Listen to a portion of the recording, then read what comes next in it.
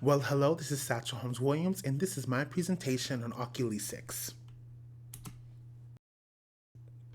Now, what I want you to do is I want you to look at these four individuals on your screen. I want you to particularly look at the expressions of their face, the movement of their hands, and their perceived emotions. What are they feeling? Who are they directing their emotions and their feelings towards? Where do you see these people at in their daily lives? This is all a part of what we're going to be talking about, which is Oculesics. Once you've got something, keep it. Let's go to the next slide. Now, on this slide, we have zoned in on just their eyes. Do their eyes convey the same emotion, feelings, etc., that you felt they did on the previous slide without all of the other nonverbal cues that they were showing? Well, hopefully it is a resounding yes, because this is the whole aspect of Oculesics. So here we have a variety of emotions and feelings that are conveyed just from these individuals' eyes. We have feelings of happiness, maybe tired, maybe someone is just in disbelief of what they're hearing, or they're frustrated, angry, or they have authority. All of these emotions are being conveyed just from looking at the person's eyes. And this is a part of a total package of message design and how your eyes need to match the message that you are conveying through both nonverbal and verbal communications. So Oculesics is what we are going to be discussing today, and that is the study of the behavior of the eye, particularly what emotions and what feelings are your eyes conveying, and are they matching the other nonverbal and verbal communications that you are intending them to. Now, on the left-hand side of your screen, you do have some wonderful researchers that have helped to aid in the research of Oculesics. I am not going to butcher their names, but you can read them on screen. Lovely men. And Oculesics is a subset of the kinesics form of communication, which is all types of nonverbal communication, such as gestures, hand movements, body language, head tilts, etc. And so it is only focusing on just the eyes. What are the eyes saying? Now, according to Sternberg and Kostick, in their book, Nonverbal Communication in Close Relationships, What Words Don't Tell Us, there are three main components of Oculesics that we do want to look at. The first one is gaze, next is going to be eye contact, and then finally we have eye movement. And I did throw in pupil dilation since it is a part of the eye, and it is another nonverbal and even involuntary part of how we express feelings and emotion through our eyes. So the first thing we want to talk about is gaze and eye contact because they're very similar. Now, gaze is defined as simply looking in the direction of someone. This can be looking out the side of your eye at someone, directly at someone, indirectly, etc. And then eye contact is, of course, meeting someone's eyes and looking them in the eye. And so in this pictograph, we are displaying the different types of emotions slash actions that can be resulted by the length of your eye contact and gaze of someone. So when you are in a room full of people and you are feeling very just, something that is even worse than nervousness, you're just feeling avoidance, then you will, of course, avoid eye contact with anyone. You'll just look and dart your eyes around the room, look at different objects, but you will not hold any eye contact with anyone. Now, if you're just nervous, right, let's say you have a big presentation, you may have very minimal contact with people, but again, you'll find something to focus your eyes on, which can tell someone, hey, they're clearly in a unnerved mood. Next is unsureness. So unsureness, just a little bit more eye contact than nervousness. You're in a room and you're feeling confident, but you're having some stumbles in your presentation, and now you're kind of unsure about how you want to continue. So you may avoid eye contact with key players inside the room, like your students or your administration.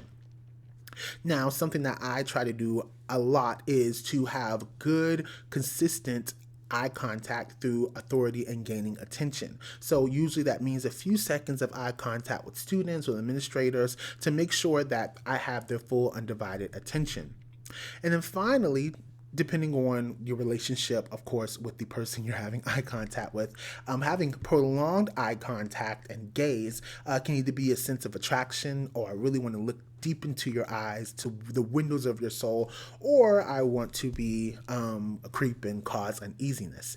Either way, all these are examples of how eyes can convey emotion. And this is just from having eye contact and gaze alone. This is not even including our third component, which is going to be eye movement. And I will preface this by saying that everything we're saying inside of this presentation is all based in the context in which this eye movement, eye contact, and gaze is had. Of course, this will vary depending on your level of trust of the people that you are having eye contact with, your relationship with them, whether they are a spouse, a relative, someone you don't know, people who are on higher on a corporate ladder than you, or lower than you, or on the same level. This will, of course, change. And of course, cultural context also comes into play as well, as prolonged eye contact in certain cultures is good, while others it might be looked down upon. Now, moving on to eye movement is also another indication of emotion. If someone is nervous, not only will they be avoiding eye contact, but they will be moving their eyes about or darting around the room, trying to focus on something that isn't other people. If you are someone who is trying to gain attention, you may focus your eyes on one person, or you may scan your eyes across the room waiting for people to meet your eyes. And so eye movement, depending on what you're looking at, can be something indicating of different emotions. And so you can see on this graph here, depending on how your eyes move and in what direction, it can convey you thinking, it can convey you having maybe some internal dialogue or thought process. So the eyes can definitely tell, even better than your other nonverbal communications, what message you're trying to send, or maybe sometimes the message you're not trying to send.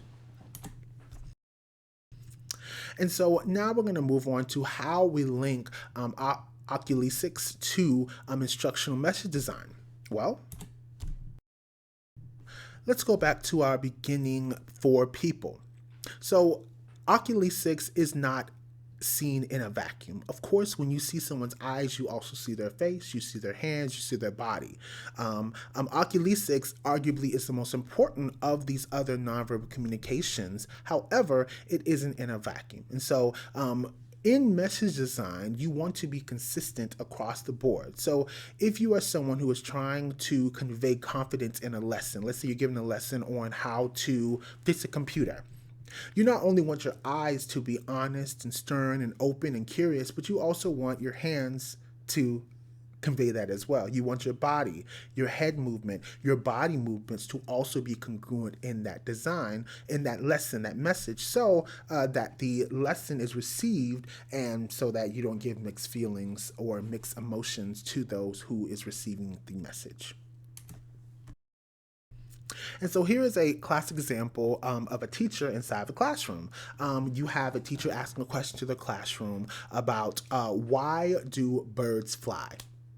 And so what a teacher will do using nonverbal communications, particularly their eyes, is they will scan the room, right? They may catch the attention of a couple of students by looking at them for a second or two, and then they'll finally rest their eyes in a direction, or just directly look at the person they're trying to call on, use their fingers in another nonverbal communication way to call on that person, and then focus their attention on that person as they're answering the question.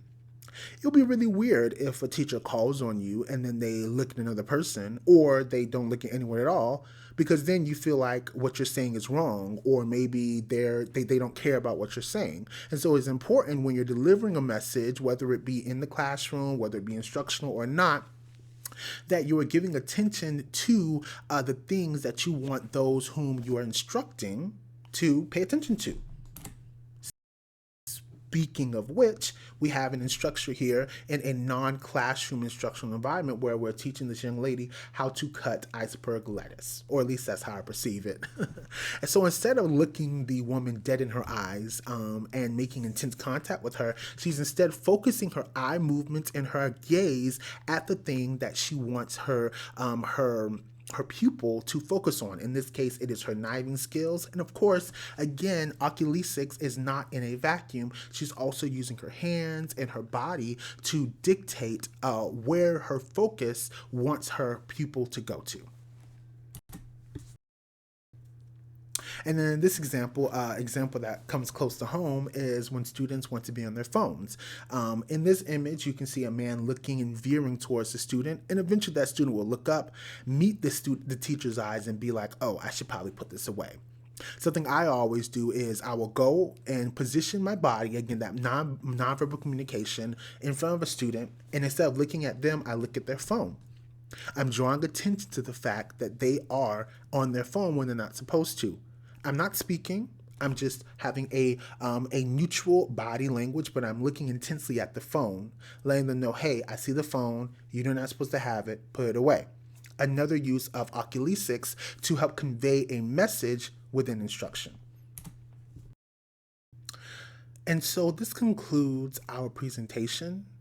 Oculesics really is about managing your eyes. How are your eyes helping to convey, helping to reinforce, or taking away from the message you are trying to send?